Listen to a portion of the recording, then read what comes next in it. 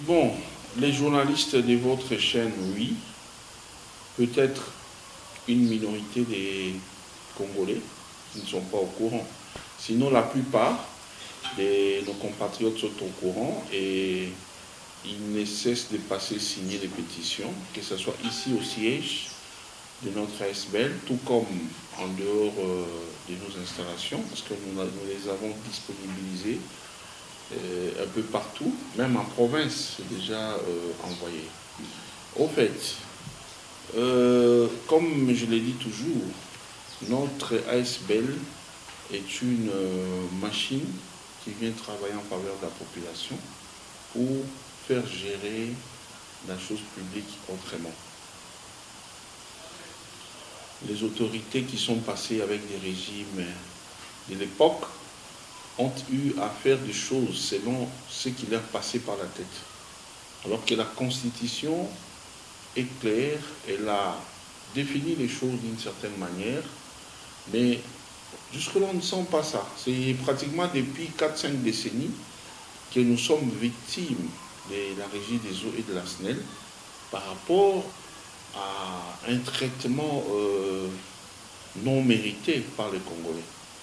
Ce n'est pas normal d'être citoyen d'un pays comme la République démocratique du Congo, mais avoir l'impression que l'énergie électrique et l'eau potable est un luxe. Ce n'est pas normal, c'est infernal, alors que nous avons un pays qui est comparable à un paradis terrestre. Alors, depuis tous ces temps, les députés sont passés dans plusieurs législatures, les ministres et tout ce que vous voulez. Mais on a l'impression que tous ces gens ne font rien, ils ne pensent pas à la population. Alors on doit se prendre en charge. Mouzé l'avait dit, prenez-vous en charge. Alors nous commençons maintenant à exécuter les testaments de tous nos héros nationaux qui sont passés, qui nous ont laissé des recommandations. Pour les cas de Mouzé, on se prend déjà en charge, en commençant par exemple avec cette option-là. Nous voulons avoir 100 000 signatures afin de rester en justice contre la SNEL et la Régie des eaux. Elles devront venir nous expliquer les pourquoi de la violation de l'article 48 de la Constitution, qui consacre notre droit d'avoir accès à ces deux denrées. Mais pourquoi ils ne nous le donnent pas? Alors c'est un peu par rapport à ça que nous sommes en train de faire signer des pétitions. Le chef de l'État n'a jamais dit que la justice ne faisait pas bien son travail. Il a loué les efforts que notre appareil judiciaire fournit. Il y a des avancées, mais en même temps, il avait déploré les comportements de certains moutons noirs, des magistrats qui traînent encore les pas à faire observer, à faire observer l'état de droit. Il avait déploré ça, mais en dehors de ça, la justice évolue, à mon sens, avec beaucoup d'améliorations, contrairement au régime Kabila, par exemple. Voulant savoir notre but final, oui, justement, c'est la réparation que nous sollicitons. C'est notre propre pays. On ne peut pas coincer l'État au point de vouloir faire des choses comme si on voulait gagner quelque chose au-delà de la simple demande de nos droits. Nos droits, c'est quoi? On a droit, on doit avoir accès à l'eau et à l'électricité sans problème. S'il y a des petits soucis, on doit nous informer, on doit nous expliquer pourquoi il n'y a pas eu courant tel jour. S'il faut qu'on coupe, on doit nous prévenir. Pas prévenir comme ça se fait sur la RTN, si on vous fait un communiqué. Non, ce n'est pas tout le monde qui suit la télé. Ce n'est pas tout le monde qui a les télé, alors qu'il faut déjà savoir qu'il y a un problème de courant permanent.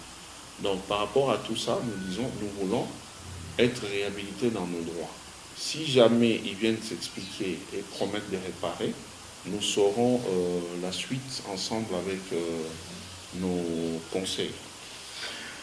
J'ai compris que c'est une polémique qui s'entretient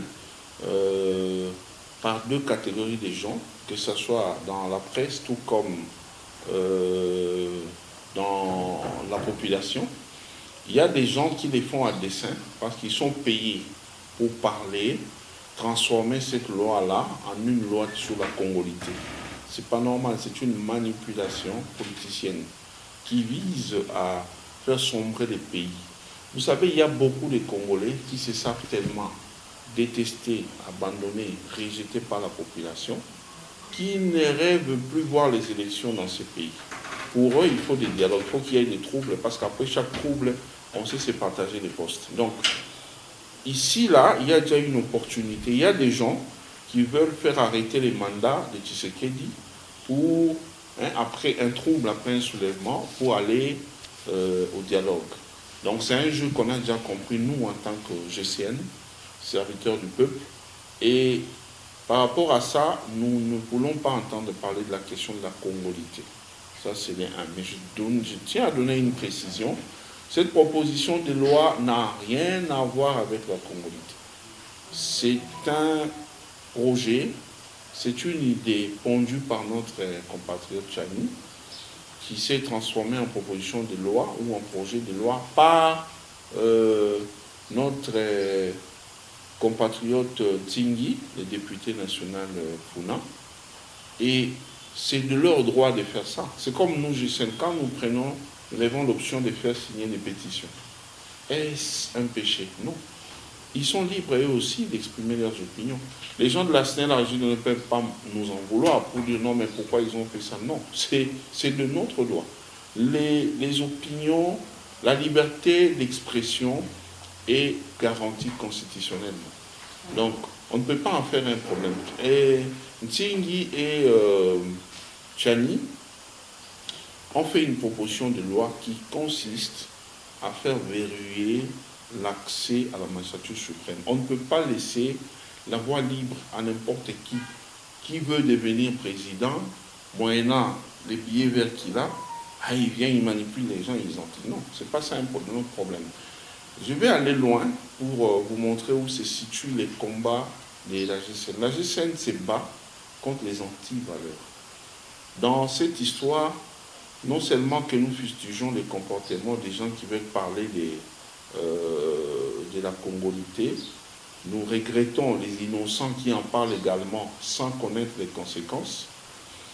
Nous tenons aussi ici à faire observer que les anti-valeurs font que si Katumbi, qui est cité dans cette histoire par des personnes mal intentionnées, estime avoir une vision pour le Congo, mais si la loi de la République démocratique du Congo concernant la congolité joue sur les pourcentages à avoir pour être candidat, mais si vraiment il roule pour la population, s'il a l'amour de son pays, comme d'aucuns nous les laissent entendre, mais c'est simple, il doit l'éprouver en confiant cette mission, en présentant un membre de son parti politique comme étant candidat aux élections de 2023. Parce que moi, je peux prendre mon cas ici. Si je me reproche de ne pas être à 100% congolais, mais que je vise la magistrature suprême par exemple, on me dit, on fait voter une loi, et cette loi-là m'empêche de me présenter. Mais je veux voir parmi mes collaborateurs, j'en ai plusieurs, parce que j'ai une vision. Si jamais mon collaborateur passe, c'est notre famille politique qui serait à la magistrature suprême, au top des tops. Et comme c'est mon parti, donc c'est ma vision qui passerait. J'ai mon président qui est là-bas, qui est membre de mon parti. Mais je vais donner la ligne. Vous voyez? Alors, la GCN se retrouve et se sent encouragée à continuer à mener son combat au moment où nous voyons que ce que nous disons toujours, les entreprises politiques privées, c'est ce qui se passe. Donc, ensemble, ne peut pas présenter quelqu'un d'autre comme comme on dit en lingala, Bora Katumbi. Donc, on ne peut pas présenter quelqu'un d'autre. C'est seulement lui, Katumbi ou rien. Et vous voyez des grands papas, vous voyez des gens qui ont eu à occuper des fonctions dans ces pays, se pointer à la télé pour défendre un individu. Ce sont des anti-valeurs que nous combattons. Donc moi, je n'ai rien contre eux. Je ne peux jamais être contre la population ou contre les gens qui soutiennent Katumbi, mais je voudrais ici préciser que ce qui se passe n'est pas normal. On doit éviter la violence. Tout doit se faire dans le respect de la démocratie.